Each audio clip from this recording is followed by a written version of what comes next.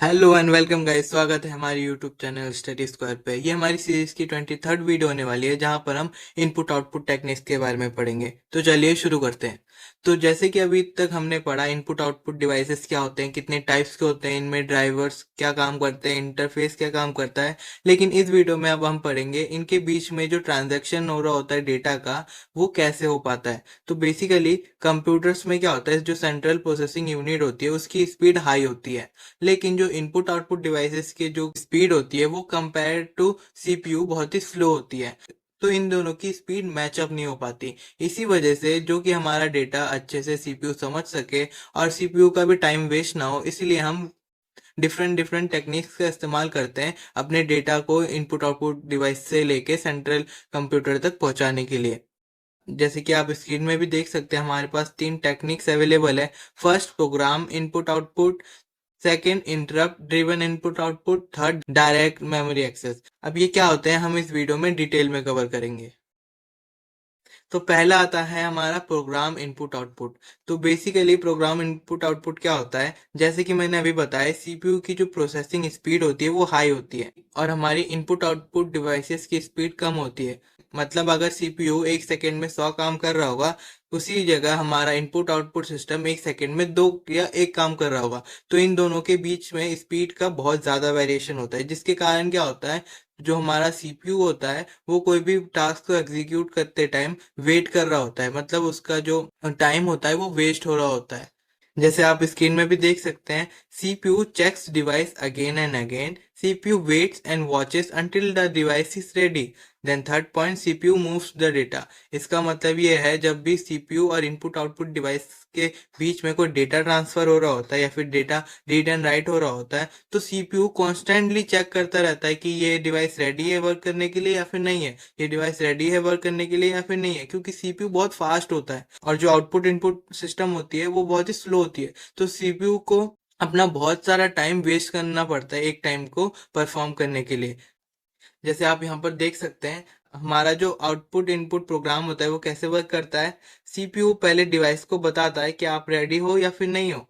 ये चेक करता रहता है, आर यू रेडी और नॉट, बार बार कॉन्स्टेंटली चेक करता रहेगा, जिससे कि पता चले हमारा जो इनपुट आउटपुट डिवाइस है वो रेडी है या नहीं है।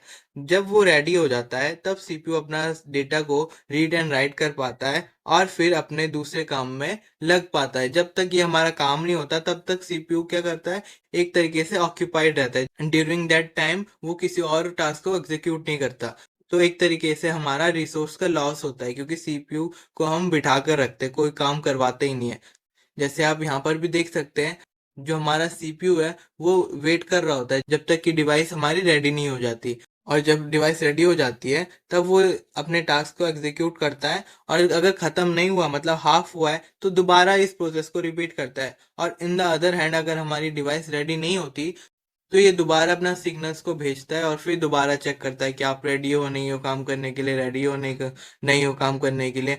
ऐसे ये एक काम को एग्जीक्यूट करता है। अब इसके अगर कैरेक्टरिस्टिक्स की बात करें तो ये सिंपल टू मेक होता है और सीपीयू का बहुत टाइम वेस्ट होता है, जैसे कि आप देख सकते हैं सेकंड पॉइंट में लिखा है। और थर्ड पॉइंट में लिखा है, ये स्मॉल जो काम करने के लिए डिवाइसेस होते हैं उनके वहां पर ये अच्छे से वर्क कर पाता है। फिर आता है हमारा next, interrupt driven input output या फिर आईओ कह लो। ये जो इंटरप्ट ड्रिवन इनपुट आउटपुट है, ये advance version of program input output device है, जिसमें पहले जो हम अपना सीपीयू का टाइम वेस्ट कर रहे होते थे, इसमें थोड़ा बहुत हम मिनिमाइज कर पाते हैं। तो चलिए इसको एक बार देख लेते हैं। जैसे स्क्रीन में आप देख सकते हैं, device tells CPU when it is ready. मतलब ये पहला तो काम एक ही करेगा कि डिवाइस से पूछेगा कि आप रेडी हैं या फिर नहीं है। फिर second point, CPU does other work meanwhile. अब इसमें एक इंटरेस्टिंग चीज है कि ये बैठे रहने की वजह दूसरे काम में लग जाता है। जैसे कि हमने प्रीवियसली देखा प्रोग्राम इनपुट आउटपुट में, वो अपने काम को एग्जीक्यूट करते टाइम जो खाली टाइम रहता था उसमें वो बस सिग्नल से पास ऑन कर रहा होता था कि चेक करे ये रेडी है या नहीं है, और मीनवाइल उस टाइम पे वो कुछ काम नहीं कर रहा होता था। लेकिन इंटरप्ट ड्रिवन आउटपुट इनपुट में ये बीच में अपना काम कर रहा होता है कोई दूसरा टास्क। जैसे सेकंड पॉइंट में आप देख सकते हो, CPU does other work meanwhile. And third point, no need to keep checking. कोई चेकिंग करने की जरूरत नहीं होती कि बार बार एक ही चीज हम चेक करते रहे कि आपका काम हुआ है नहीं हुआ, हुआ है नहीं हुआ। इसमें इसकी कोई रिक्वायरमेंट नहीं होती। जैसे कि आप देख सकते हैं, पहले तो हमारा पॉइंट वही रहता है कि पहले वो सिग्नल्स भेजे और अपने इनपुट आउटपुट डिवाइस से पूछे कि आप रेडी है नहीं है।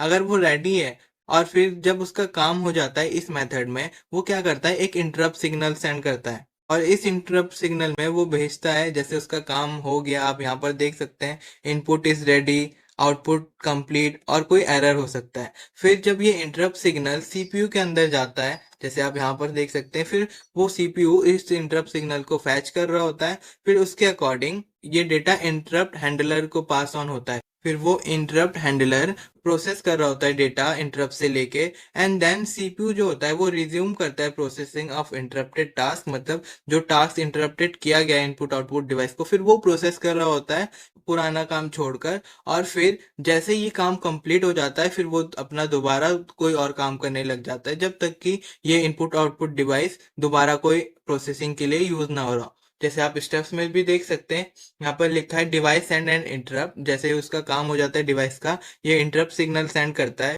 फिर सीपीयू क्या करता है, अपना काम छोड़ देता है जो कि वो मीनवाइल कर रहा होता है कोई दूसरा तीसरा काम।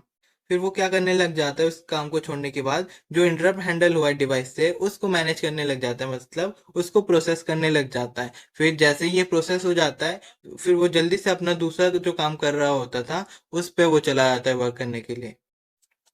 इसके एडवांटेजेस आप देख सकते हैं, CPU free to perform other task, जैसे कि एक एडवांटेज ये है कि ये दूसरे टास्क के लिए अवेलेबल हो पाता है। Then second point, more efficient than in program input output. जैसे कि आप देख सकते हैं, ये प्रोग्राम इनपुट आउटपुट से मोर एफिशिएंट है क्योंकि ये अच्छे से डेटा प्रोसेस कर पाता है। और इसके कंपोनेंट्स में दो चीज इस्तेमाल होते हैं, इंटरप्ट लाइन और आईएसआर। इसको और अच्छे से पढ़ लेते हैं। जैसे कि आप देख सकते हैं इसकी प्रोसेसिंग कैसी होती है। मैं दोबारा रिपीट कर देता हूँ इन सिस्टमैटिक टर्मिनोलॉजी का इस्तेमाल करके। पहला क्या होता है, डिवाइस सेंड्स इंटरप्ट, मतलब जैसे ही डिवाइस रेडी हो जाता है कोई भी इनपुट आउटपुट को प्रोसेस करने के लिए, फिर सीपीयू उस इंटरप्ट को चेक करता है, एक्नॉलेज करता है, देखता है, जांचता है। फिर सीपीयू जो भी काम कर रहा होता था वो पीसी जो रजिस्टर है उसमें सेव करके रखता है, एंड देन अपना जो आईआरक्यू था उसको एग्जीक्यूट करता है आईएसआर में, जो कि इसका हैंडलर होता है।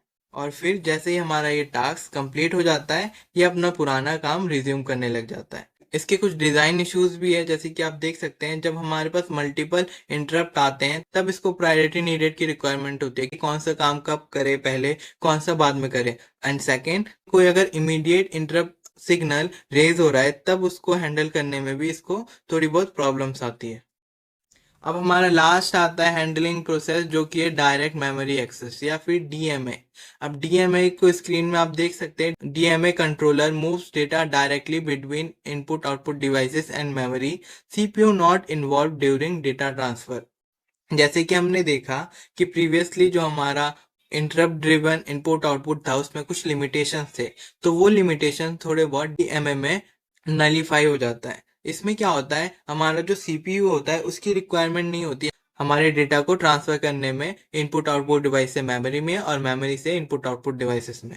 जैसे कि अब तक हम पढ़ते आए, सीपीयू के बिना कोई भी काम नहीं होता, लेकिन डीएमए के हेल्प से हम सीपीयू के बिना भी, उसके इन्वॉल्वमेंट के बिना भी इनपुट आउटपुट डिवाइसेस से मेमोरी के अंदर कोई भी डेटा रीड एंड राइट कर सकते हैं। और इसके आप फीचर्स देख सकते हैं, ये बहुत फास्ट है क्योंकि यहाँ पर डायरेक्ट ट्रांजैक्शन हो रहा है, तो बेसिकली ये तो फास्ट होगा ही। CPU is free to do other work. CPU को हमने डायरेक्टली फ्री कर दिया कोई और जॉब करने के लिए, उसके बीच में हमने डीएमए ले आया है, डीएमए अब उसका काम कर देता है। फिर third point, used for big data. अब ये जो बड़े बड़े डेटास होते हैं, जैसे कॉपी करना कोई फाइल वीडियो वगैरह को, इन टाइम्स में हमारा सीपीयू क्या ही काम करेगा, तो डीएमए डायरेक्टली इन जैसे काम को मैनेज कर पाता है। इसको और अच्छे से समझ लेते हैं। जैसे कि आप देख सकते हैं इसके steps, CPU gives the job to DMA controller, मतलब इस डीएमए कंट्रोलर को ये अपना काम दे देता है, जैसे कि मैंने अभी बोला। डीएमए कंट्रोलर फिर अपने डेटा को मूव कर रहा होता है, and CPU gets a signal when work is done. और सीपीयू को सेटिस्फेक्शन के लिए एक सिग्नल मिल जाता है कि हमारा काम हो गया, ताकि सीपीयू को भी पता रहे कि कौन सा काम हो रहा है नहीं हो रहा। इसके डायग्राम से आप देख सकते हैं, हमारे सीपीयू को हमने यहाँ पर इंक्लूड ही नहीं किया, हम डायरेक्टली डीएमए से मेमोरी के अंदर छेड़छाड़ कर रहे होते हैं। यहाँ से हमारे इनपुट आउटपुट मॉड्यूल से जो भी हमारे ट्रांजैक्शन ऑफ डेटा हो रहा होता है हम कर लेते हैं, और डायरेक्टली हमारे मेमोरीज के अंदर हम अपने डेटा को स्टोर कर देते हैं, पहले रैम एंड देन हमारी स्टोरेज डिवाइस, जैसे भी हमको चाहिए होती है। और जैसे ही हमारा काम हो जाता है पूरा, तो हम क्या करते हैं, डीएमए सीपीयू को एक सिग्नल दे देता है कि काम हमारा हो चुका है। इसको और अच्छे से तीनों को एक बार हम कंपेयर करके देख लेते हैं। जैसे कि आप देख सकते हैं, हमने program input output, interrupt input output और डीएमए को एक टेबल में कंपेयर किया है। जैसे सीपीयू की वेटिंग की बात करें, तो प्रोग्राम इनपुट आउटपुट में ज़्यादा वेट कर रहा होता है। इंटरप्ट में भी ये वेट नहीं कर रहा होता क्योंकि दूसरे टास्क से परफॉर्म कर रहा होता है, और डीएमए में तो इसका रोल ही नहीं होता।